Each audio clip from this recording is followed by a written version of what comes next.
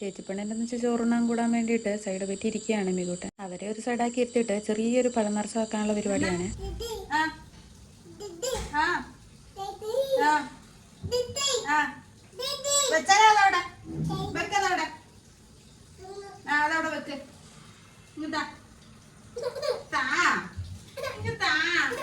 എൻ്റെ തക്കാളിക്കള്ളനാട്ടോ ഇവൻ. അങ്ങനെ അവനെ എടുത്ത് 2 കടിയൊക്കെ കൊടുത്തിട്ട് ഇറക്കി വിട്ടെ. എന്താണെന്നറിയില്ല, അവനെ എടുത്തു കഴിഞ്ഞാൽ ഞങ്ങൾക്ക് 2 പേർക്കും അങ്ങോട്ടും ഇങ്ങോട്ടും ഓരോ കടി വെച്ച് കൊടുത്തില്ലെങ്കിൽ ഒരു സമാധാനം ഉണ്ടാവില്ല.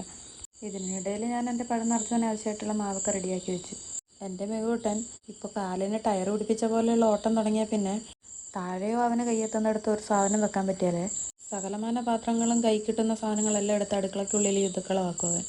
അതുപോലെ തന്നെ ഒരു കസേര പോലും നേരെ ഇടാനും പറ്റൂല. കസേര നേരെ എങ്ങാനും ഇരുന്നിട്ടുണ്ടെങ്കിൽ പിന്നെ അവനെ അതിൻ്റെ മണ്ടയിൽ നോക്കിയാൽ മതി, കയ്യിൽ വേറെയും പല സാധനങ്ങളുണ്ടാവും.